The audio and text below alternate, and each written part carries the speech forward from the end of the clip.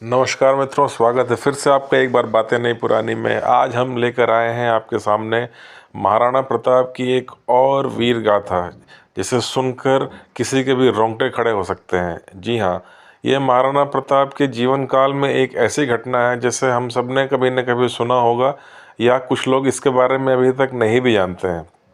तो जैसे कि एक कहानी है, आपने सुना होगा कि बहलोल खान नाम का जो एक कमांडर था मुगल का, यानी कि अकबर का, उसे महाराणा प्रताप ने युद्ध में बीचों बीच चीर दिया था उसके घोड़े सहित। अब कुछ इतिहासकार है, कुछ लोग इसे ये भी कहते हैं क्या ऐसा सच में हुआ होगा, क्या ये बात सच है या सिर्फ ये एक कहानी है जिसे बढ़ा चढ़ा कर बताया गया है। तो चलिए आज इसके बारे में ऐतिहासिक जांच पड़ताल भी करते हैं और हम आपको पूरी तरह से एक फैक्ट की बात बताएंगे। तो पहली बात तो ये कि बहलोल खान को बीचों बीच चीरने वाली जो घटना है, ये बात सच है, क्योंकि इतिहास के कई सारे दस्तावेज, कई सारे ऐतिहासिक पुस्तकों में इस बात का साफ साफ वर्णन मिलता है।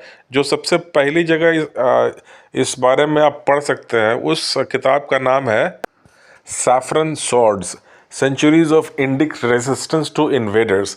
जी हाँ, इस हिस्ट्री बुक में साफ साफ ये लिखा हुआ है कि 18 जून 1576 को हल्दी घाटी युद्ध के समय जब दोनों सेनाओं की आपस में भिड़ंत हुई, तो महाराणा प्रताप की सेना का जो राइट फ्लैंक था, यानी जो दाहिनी धड़ा था, उसने मुगल की लेफ्ट फ्लैंक यानी बाईं धड़े के ऊपर अटैक किया।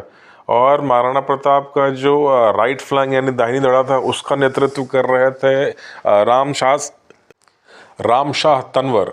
और उन्होंने जो है मुगल का जो बायां धड़ा था यानी लेफ्ट फ्लैंक था, उसे पहले एक आध घंटे के अंदर पूरी तरह से ध्वस्त कर दिया।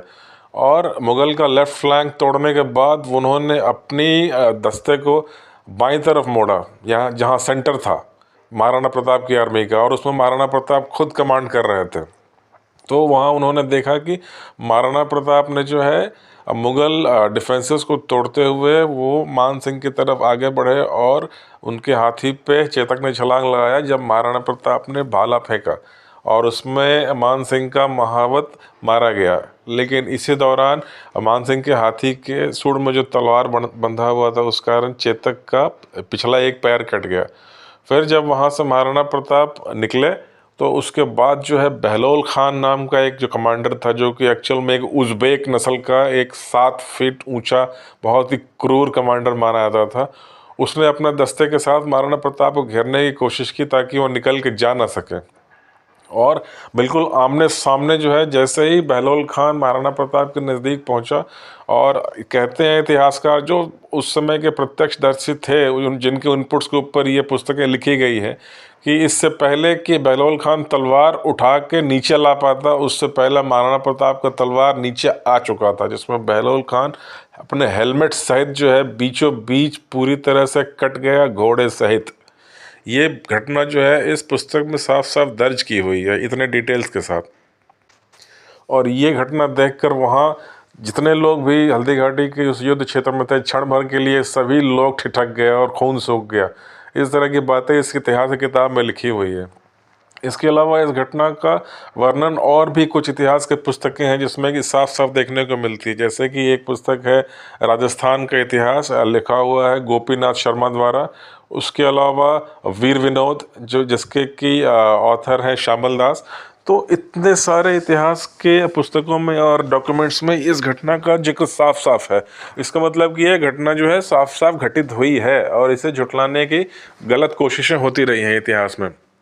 इसके अलावा एक मतभेद जो थोड़ा सा इतिहासकारों में मिलता है, वो ये है कि ये घटना हल्दी घाटी में हुई थी या दिवायर के युद्ध में हुई थी, जो कि उसके 6 साल के बाद लड़ा गया था 1582 में।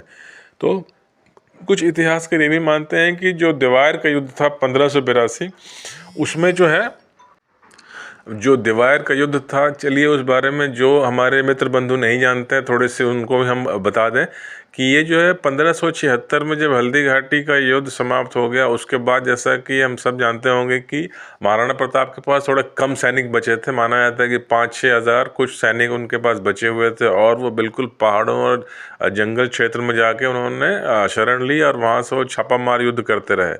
और 1576 से 1582 के बीच इन 6 सालों में अकबर ने लगभग 4 बार सैनिक अभियान भेजा महाराणा प्रताप को समाप्त करने के लिए, और हर अभियान में लगभग 1-1 लाख सैनिक होते थे, लेकिन वो चारों के चारों अभियान फेल हो गए। इस दौरान महाराणा प्रताप की सैनिक संख्या और कम हो गई। इसी बीच की वो घटना है 1576 और 1582 के बीच में, जब भामा शाह, जो कि मंत्री हुआ करते थे मेवाड़ के महाराणा प्रताप के समय या उनके पहले भी, उनके पिताजी के समय, उन्होंने अपना सारा खजाना दान कर दिया। माना जाता है लगभग 2 करोड़ रुपए उस समय के हिसाब से उन्होंने दिए थे, जिस कारण जो है महाराणा प्रताप के पास लगभग 40 से 50 हज़ार की सेना फिर से खड़ी हो गई नए हथियारों के साथ।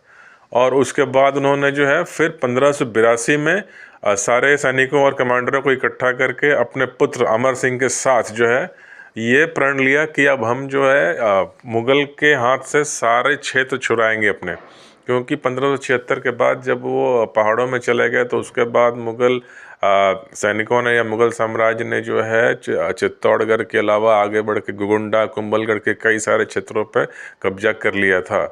तो फिर 1582 में जो है दिवायर में हमला किया महाराणा प्रताप ने, और दिवायर में जो युद्ध हुआ 1582 में वो हुआ था विजयदशमी के दिन। जी हाँ, बिल्कुल विजयदशमी के दिन ये युद्ध हुआ, जिसमें कि बहलोल खान, माना जाता है ये जो एक उज़्बेक कमांडर था, इसके साथ साथ शाहबाज खान, ये लोग थे, और महाराणा प्रताप की अपनी सेना, जिसमें कि एक तरफ खुद महाराणा प्रताप कमांड कर रहे थे, दूसरी तरफ उनके ज्येष्ठ पुत्र राणा अमर सिंह कमांड कर रहे थे। और इसी युद्ध में जहां शाहबाज खान को मार डाला महाराणा अमर सिंह ने, वहीं पे माना जाता है कि ये जो बहलोल खान था, जिसे कहते हैं कि इतिहास के पन्नों में ये 7 फीट लंबा एक निर्दयी उज़्बेक मुग़ल कमांडर था, उसे घोड़े सहित बीचों बीच चीर दिया था महाराणा प्रताप ने, ऊपर से नीचे तक, उसके आर्मर, मेटल आर्मर के साथ। और इस बात का जिक्र कर्नल टॉड नाम के जो हिस्टोरियन हैं, उन्होंने भी लिखा है अपने हिस्टोरिकल राइटिंग्स में, जो थर्मोपाइल ऑफ मेवाड़ जो उनकी एक राइटिंग है, अगर आप चाहें तो पढ़ सकते हैं इसे, जिसमें इस बात का जिक्र है। इसका मतलब कि ये जो घटना है इतिहास में, ये घटी ज़रूर है। बैटल ऑफ हल्दी घाटी में ये घटना हुई या बैटल ऑफ दिवायर में हुई, इसमें थोड़ा सा इतिहासकारों में मतभेद है, 2 अलग अलग मतलब वर्णन मिलते हैं, अलग अलग राइटिंग है, लेकिन ये घटना घटी ज़रूर है, क्योंकि 3-4 हिस्ट्री बुक्स में इस बात का बिल्कुल वैसा ही मेंशन, वर्णन है जैसे कि हम बता रहे हैं।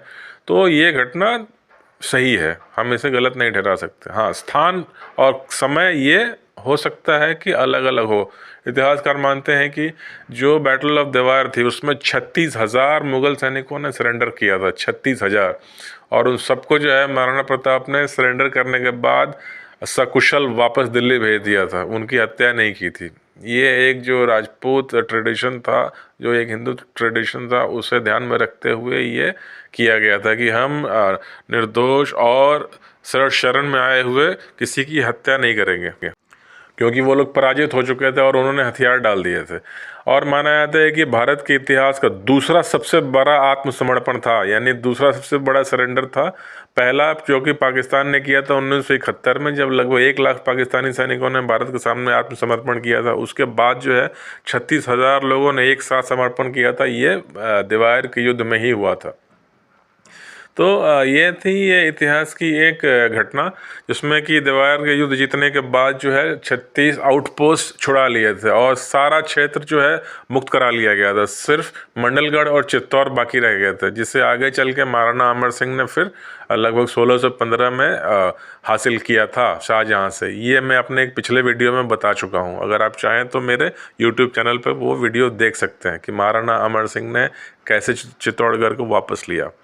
तो यदि मेरा वीडियो अच्छा लगा हो तो प्लीज़ इसे लाइक कीजिए, मेरे चैनल को सब्सक्राइब कीजिए और शेयर भी कीजिए अपने दोस्तों के साथ। और कमेंट बॉक्स में ज़रूर लिख के बताइए कि मैं अगला वीडियो किस टॉपिक पे बनाऊं, क्योंकि भारत का इतिहास अंतहीन है। आप जितना भी इस पे बनाएंगे कुछ ना कुछ बाकी रह जाएगा। और यदि इस घटना के बारे में आप भी कोई जानकारी रखते हैं तो कमेंट बॉक्स में लिख के सुझाव ज़रूर दीजिए। तो एक बार फिर से आग्रह करता हूँ, मेरे चैनल को सब्सक्राइब कीजिए और मिलते हैं फिर बहुत जल्दी। तब तक के लिए धन्यवाद।